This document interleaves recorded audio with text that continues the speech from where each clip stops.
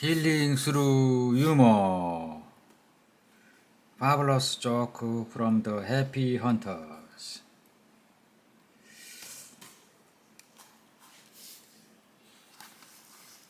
More polite plans. It was a young blondie's first plane trip. She boarded the aircraft and found her a window seat in the non-smoking section and settled in. A man came over and insisted that she was in his seat. She told him to go away. Okay, replied the man. If that's the way you want it, you fly the plane. Logic 101. 1. The Japanese eat very little fat and suffer for heart attacks than the British or Americans. 2. On the other hand, the French eat a lot of fat and also suffer fewer heart attacks than the British or Americans. 3. Conclusion. Eat what you like. It's speaking English that's killing you. Logic quiz. It's time to see how clearly you can think. The teacher said to his class, now listen carefully and think about what I'm saying. I'm thinking of a person who has the same mother and father as I have. But this person is not my brother or sister. Who is it? The kids in the class furrowed their brows, scratched their head, and otherwise showed how hard they were thinking. But no one came up with the right answer. When everyone in the class had given up, the teacher announced, the person is me. Little Jeffrey beamed at learning the answer. That's a good one. He said to himself, I'll have to try that on mom and dad while you are eating dinner tonight. That night, little Jeffrey repeated the riddle to his parent. I'm thinking of a person who has the same mother and father that I have, he said. But this person isn't my brother and sister. Who's it? His parents furrowed their brow and scratched their heads and otherwise pretend they were thinking hard. After a while, they both looked up at Jeffrey and said, we give up. Who's it? It's my teacher, Jeffrey shouted. How can you live without knowing these things? Every day, more money is printed for Monopoly than for the U.S. Treasury. Coca-Cola was originally green. 111 time 111 equal 1 2 3 4 5 6 7 8 9 8 7 6 5 4 3 2 1. If a stage in the park of a person on a horse has both front legs in the air, the person died in battle. If the horse has one front leg in the air, the person dies as a result of wounds received in battle. If the horse has all four legs on the ground, the person died of natural causes. Horses kiss are called that because the machine that makes them look like it's kissing the conveyor belt.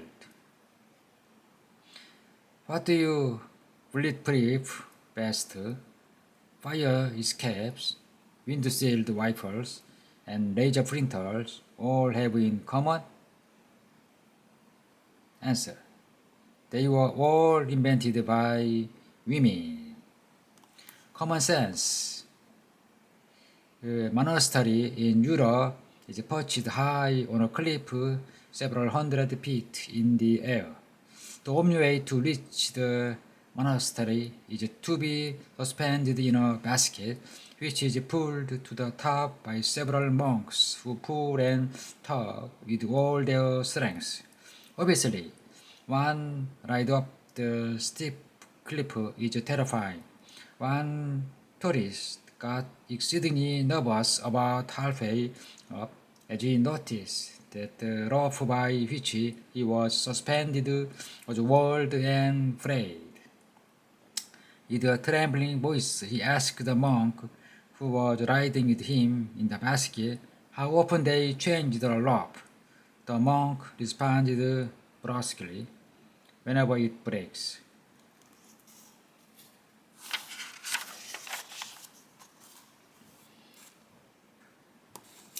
Mathematical puzzle. Think of a number. Multiply it by 3. Now add 5. Take away the number you first thought of. Now add 7. Subtract 4. Add back the number you first thought of. Now close your eyes. Dark, isn't it? Correct pronunciation. A man and his wife were driving their RV across country and were nearing a town called Kissimmee. They noted a strange spelling and tried to figure out how to pronounce it. Kissimmee. They grew more perplexed as they drove into town. Since they were hungry, they pulled into a place to get something to eat. At the counter, the man said to the waitress, "My wife and I can't seem to be able to figure out how to pronounce this place. Will you tell me where we are and say it very slowly so I can understand?" The waitress looked at him and said, "Burger King." A cold winter coming. During the first part of autumn, the Indians asked their chief if the winter was going to be cold or mild. Not nearly knowing the answer, the chief replied that the winter was going to be very cold and that the members of the village were to collect wood to be prepared. Being a good leader, he then called the National Weather Service and asked, "Is this winter going to be cold?" The man on the phone responded, "Yes, this winter will be quite cold indeed." Hearing that, the chief went back to speed up his people in their effort of collecting wood so that they would be prepared for the coming season. A week later, he again called the National Weather Service and asked, "Is it going to be a cold winter?" "Yes," the man replied, "it's going to be very cold winter." The chief went back to his people and ordered them to keep collecting wood. 2 weeks later, he again called the National Weather Service to get evidence for their prediction. "On what do you predict such a cold winter?" he asked. "Our evidence is indisputable," answered the meteorologist. "The Indians are collecting firewood like crazy." Following directions. Village Joe came to work looking sheepish and embarrassed. His friend Jim finally fried the problem out of him. Billy Joe explained, "I received a party invitation last night, and it plainly said black tie only. But when I got there, everyone else was wearing shoes, too." Needing just a little sleep. A man had been driving all night and by morning was still far from his destination. He decided to stop at the next city he came to and park somewhere quiet so he could get an hour or two of sleep. The quiet place he chose happened to be on one of the city's major jogging routes. No sooner had he settled back to snooze when 3 came There came a knocking on his window. He looked out and saw the jogger running in place. Excuse me, sir, the jogger said. Do you have the time? The man looked at the car clock and answered, 8:15. Thanks, responded the jogger as he jogged up. The man settled down again and soon another jogger tapped on the window. Excuse me, sir, do you have the time? 8:25, answered the man. The jogger said thanks and he left. Now the man could see other joggers passing by and he knew it was only a matter of time before another one disturbed him. To avoid the problem, he got out the pen and paper and put a sign in the window saying, I do not know the time. Once again, he settled back to sleep. He was just dozing off when there was another knock on the window. Sir, it's 8:45.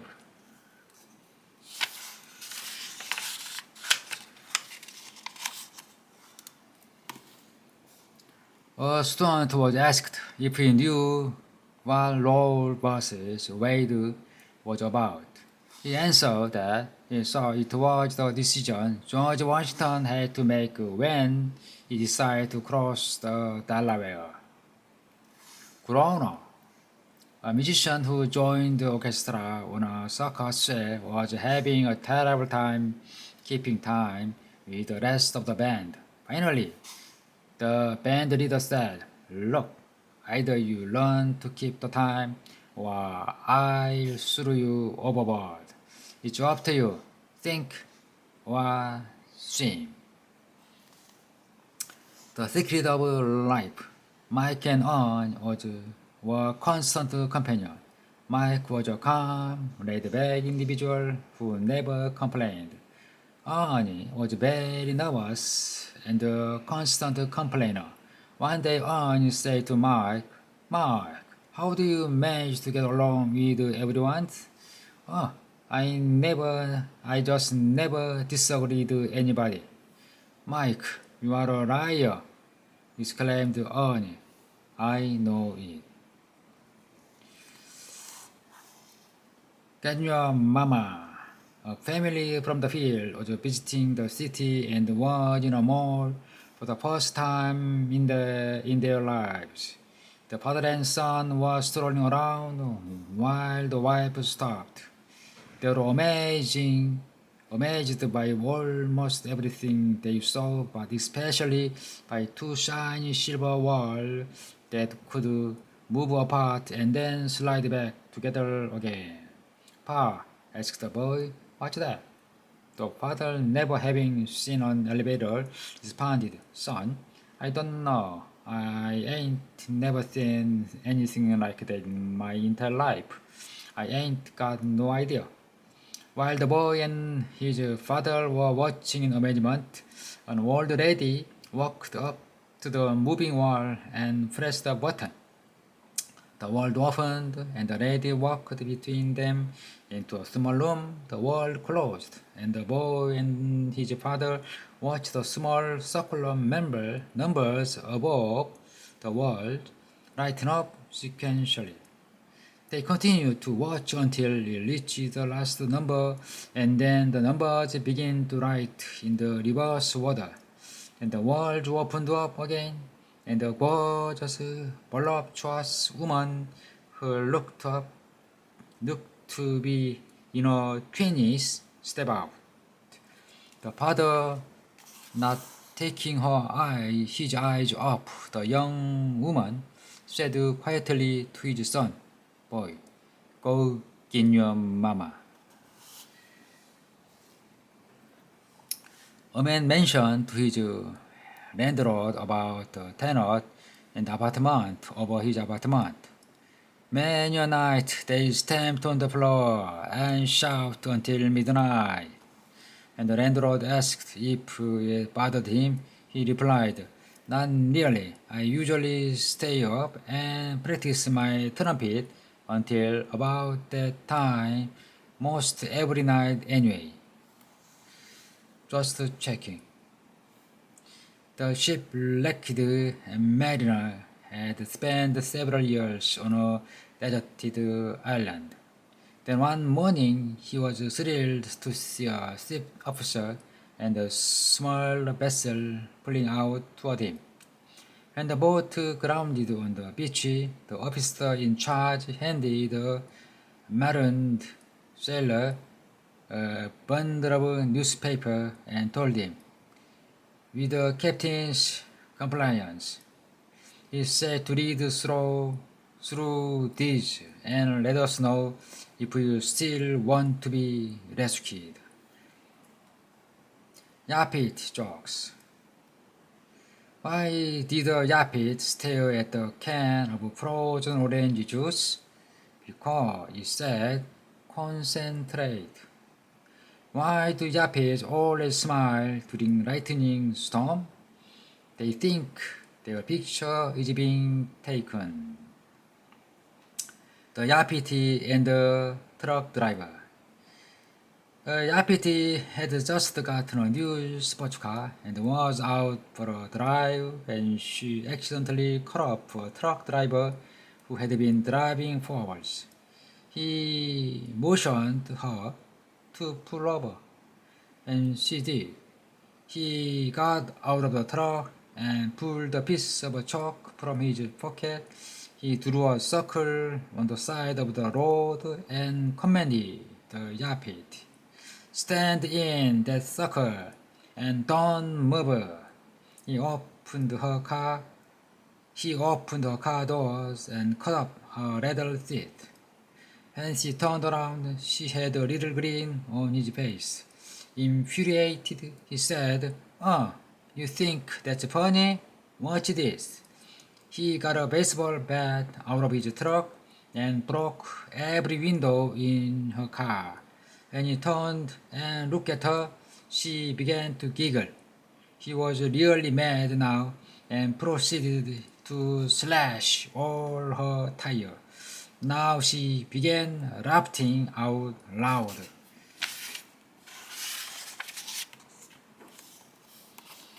The truck driver was really starting to lose it.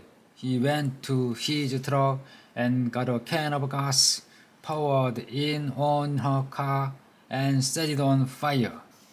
He turned around, and she was doubled over with tears running down her cheeks. Enraged now, the truck driver screamed, "You are crazy! What's so funny?" Through fits of laughter, the Yapet replied, "Every time you weren't looking, I stepped outside the circle."